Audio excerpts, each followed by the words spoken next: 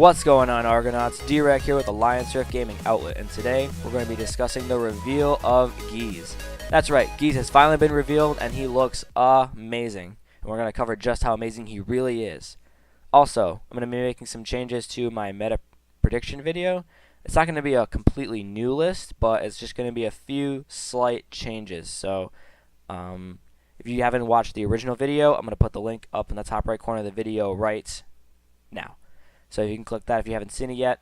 If you have, you're going to stay tuned for this because there's going to be a few different changes to what I think now that we've seen some more cards for the different clans be revealed in set 14 and in the Stargate booster. So, lastly for today's video, where is Gastille?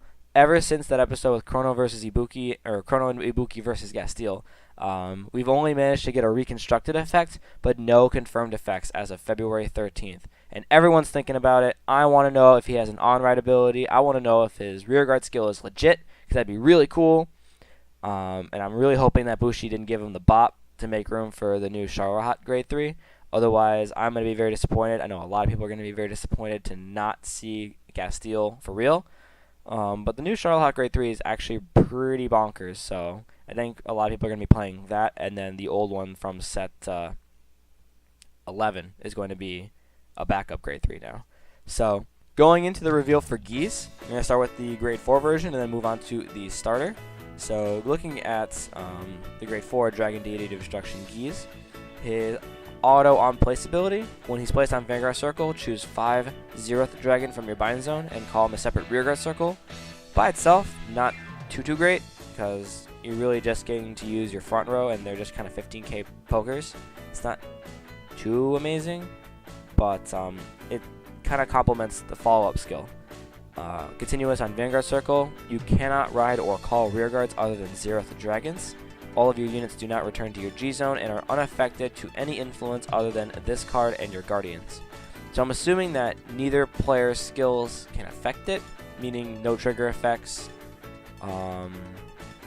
no opponent effects, like if you play against Overlord, no retiring effects, and such like that. So no lock, no retire, etc., etc., etc. And then the last skill, at the beginning of your turn, deal 1 damage to your opponent's Vanguard for each Zeroth Dragon on your rearguard circle. So that basically means stride this card, next turn I win. Unless your opponent's at 0 damage somehow, you automatically win by going into Gyze. Because, yeah, really good. So, if the second skill means what it sounds like it intends, then that just basically means next turn I win, which is pretty gross. But if it doesn't, and it ends up meaning you can still, like, retire and stuff like that, then not too good. But I'm assuming based on that skill you cannot touch the Vanguard or rearguards as if they're Zeroth Dragons. As if you go into Gyze, you cannot touch my board anymore, which would be really cool. And the 30k power was not a typo. The plus was not intended because it's permanent on Vanguard Circle. So, but I'm pretty sure you already kind of gathered that from the skills on the screen. So, moving on to the starter, and it's not just any starter because it's the back of the card. Ba-da-da-da-da. Neon Gyze is the other side of the Grade 4 version because they are double-sided cards. This is the first double-sided Vanguard card in the game, and I'm pretty sure that based off of this, we can assume that that will be the new going mechanic for the next era of the game. It's a good assumption. I was definitely thinking about it a little bit before, on top of like Legion Strides or whatever, but I think that this is a soft introduction, kind of like Neon Messiah back when the movie came out. That was like an introduction to Strides because it didn't have the red box around it on the card, and it didn't have the Stride logo on the back. So I think this is a soft introduction to what the new mechanic will be like in the next era of the game. Double-sided cards. So going right into Neon Gyze's skill, auto. When he's ridden, you can put him into your G zone, but he does not count for Generation Break. And then continuous in the G zone, the power increase from your trigger effects change to choose one of your Zeroth Dragons from your G zone and bind it face up. And then continuous G zone, your Zeroth Dragon in the bind zone cannot be moved to another location. So this is key because then you can't use, like, say, Aqua Force and then Superior Guard with it with that 6k. because you can't move it, period. And then I think I don't think there's anything else. I don't think there's anything else that really gets around that. So I'm not too sure if there's any other clans that can manipulate bind zone like that, like in and out. But yeah, no, it's the only thing I can think of. But yeah, no, it can't move. It can't be moved anywhere. So that's just key to make sure that doesn't go anywhere. And then Ultimate Stride, Dragon Deity of Destruction Gyze. You release it when your Vanguard is a grade 3, and the number of different Zeroth Dragons in your bind zone is 5. So you have to have all 5 of your Zeroth Dragons in your G zone in order to play Gyze. So if you don't have all 5, you cannot play Gyze, period. You can't just play 1 and then Stride and then call 1 and then deal you a damage every turn for free, ha ha ha.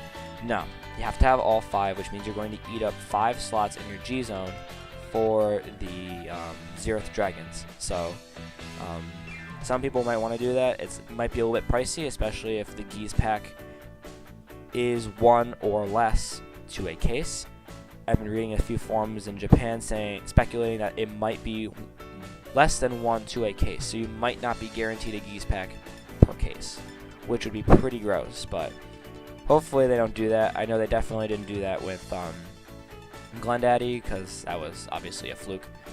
They changed it at the last minute, but yeah, if they end up making the Gyze pack less than 1 to a case, that's going to be pretty sad for a lot of people trying to play Gyze, because, yeah, it's a good card. But, yeah, so when you stride it, you just Persona G-Guard, or Persona Stride cost, whatever, and remove all cards in your circles, in your soul, in your G-Zone, and then turn Neon Gyze face down and stride the grade 4 Gyze from the G-Zone.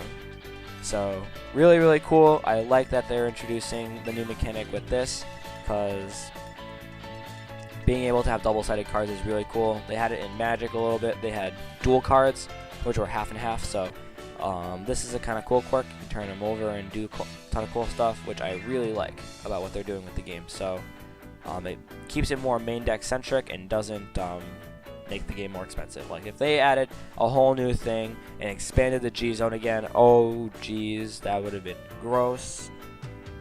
Like I was already a little like taken aback. I was taken very far back when they expanded it to 16. I was like, okay, they're gonna introduce G guards. They'll add an extra 4 slots for G guards. Woo woo. And then no, it's 16. Now you have more extra deck to work with, which makes it more expensive to build a deck, which is kind of gross, but it is what it is, and this is cool. Like I said, it keeps it main deck centric, so there's no real like zone expansion. It's just more you can utilize with your deck. So I definitely like where they go with this. I definitely hope they do good by this new mechanic, because if they start making shit OP with like flip cards and stuff like that, then it might be a little bit too much for the game. But I think it'll be healthy overall. So very excited for that. Very excited to see Gyze come out and see what people do with deck lists. If you guys want to share, I'm more than happy to like highlight them in the comments below. But if you want to share your deck ideas or deck builds with this, I don't really think you can change too much with it, but definitely put it down below. I might do a deck list later on with Gyze to see if it's actually worth bumping out 5 different strides for the Zeroth Dragons, but that's pretty much it for this section of the video. Moving on to the meta revision video.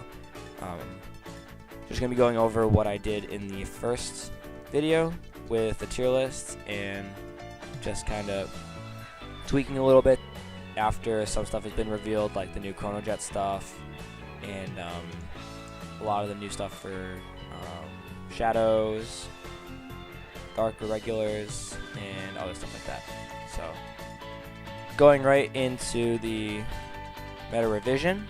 For tier 1, I originally had Overlord, Chaos, Darkface, and Charlotte as my tier 1 position decks. I will be bumping out Gridora from tier 1 to 1.5 and moving up Chronojet. and if you don't know why I'm doing that, please go look at Chronovisor Heritage.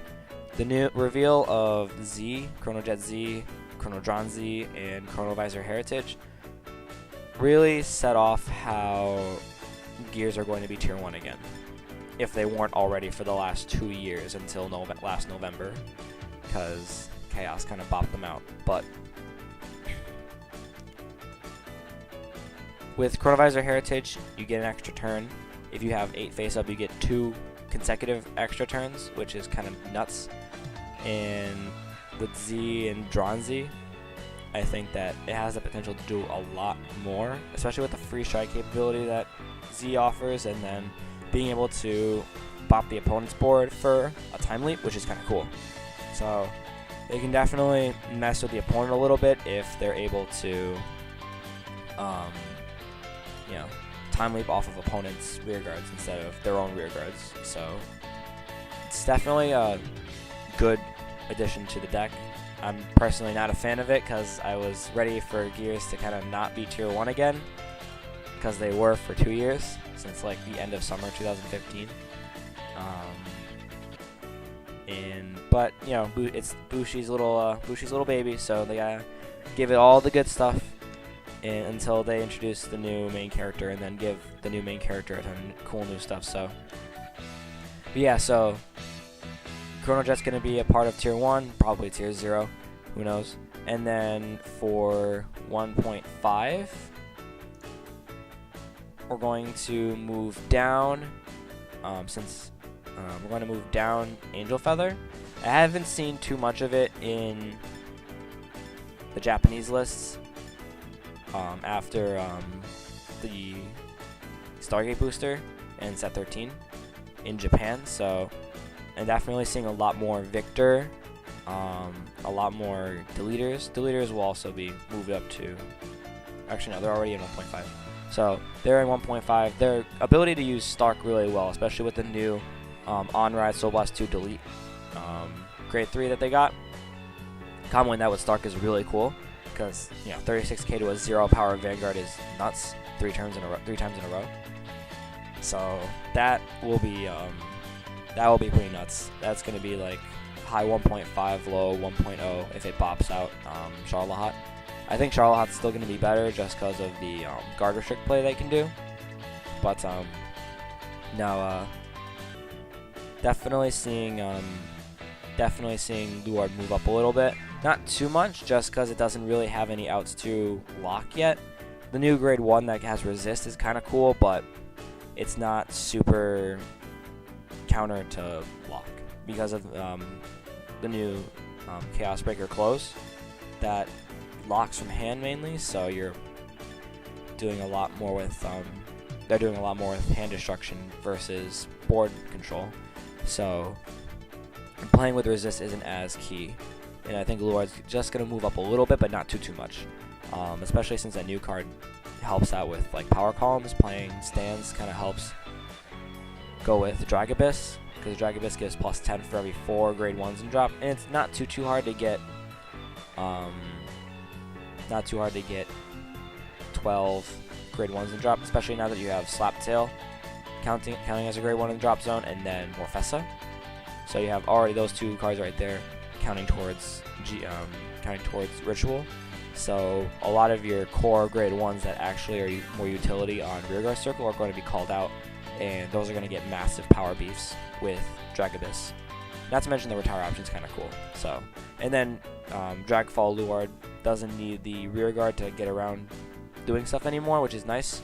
You can just call something out, and it's easy to hit Ritual for second stride, so you don't have to worry about that counter blast to stride, whatever. But so that's how it's gonna look there, and then Angel's gonna move to top of tier 2, potentially bottom of tier 1.5. Wiseman Loop might still... No, Wiseman Loop won't be a thing. What am I saying? Wiseman Loop's going to get bopped because that hasn't seen tournament play in forever. Until we see more from the new Divas set coming in May, I'm going to move Loris to tier 2. And then move up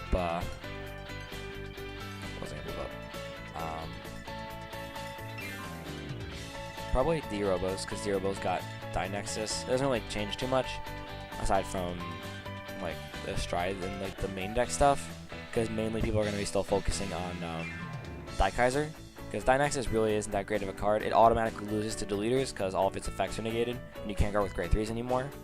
But yeah, no, Gyze is still going to be the go-to build for D-Robos for the first, until they make something better for Dynexus, but I don't really see that happening.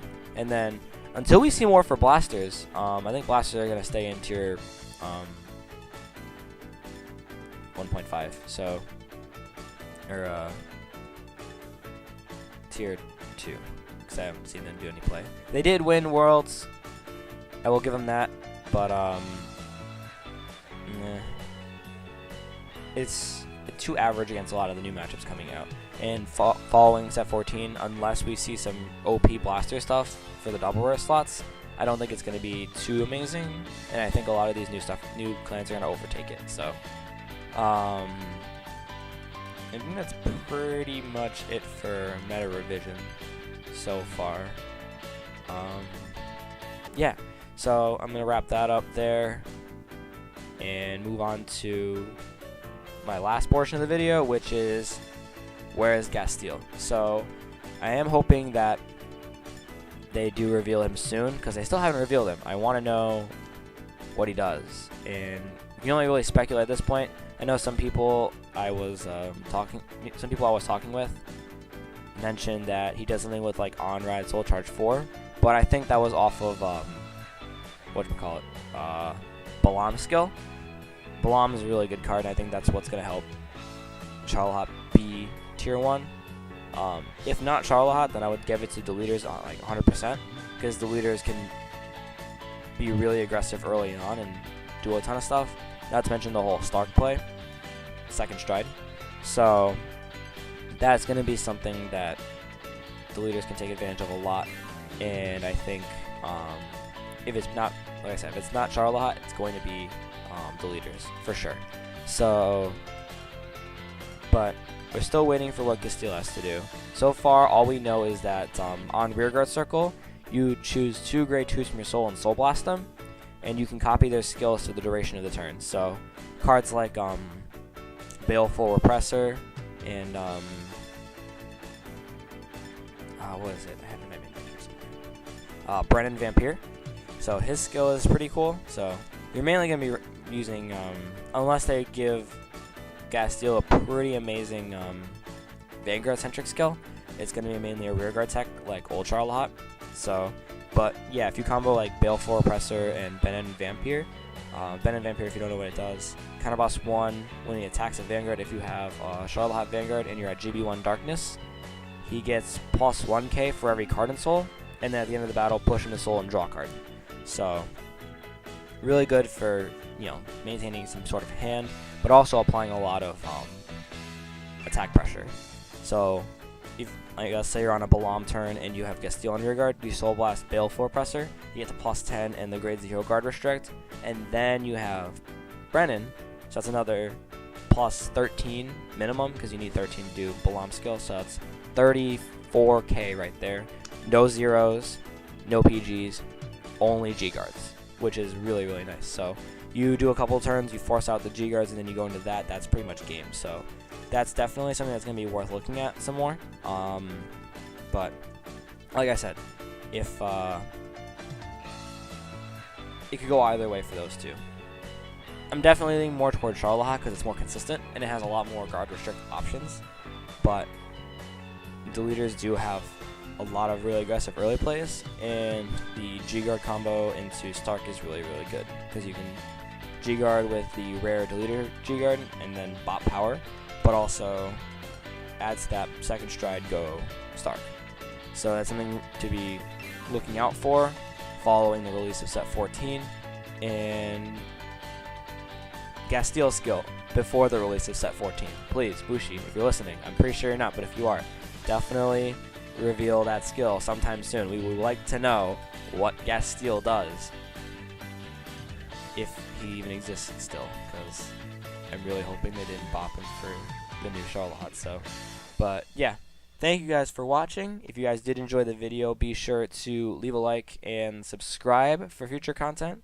And like I said in my Dark Face deck profile video, I do apologize to all you Dragon Ball Super fans out there. Trying to still work on some coverage for the game, but it's definitely hard to do stuff without products, and I haven't been able to really sit down and look at all the new card skills and stuff like that. Like some of the new set 3 cards, like the new Pan Leader is really good for well, it's not really good, but it's useful for certain situations. I definitely am more partial to the new Super Saiyan 3 Goku Leader for the early game, but I'll go into that in another video. I'll probably do some research, and then that'll be my next video, so stay tuned for that. Until then, though, thank you guys for watching. Be sure to like and subscribe if you did enjoy the video, and I will see you guys in the next video. Peace out.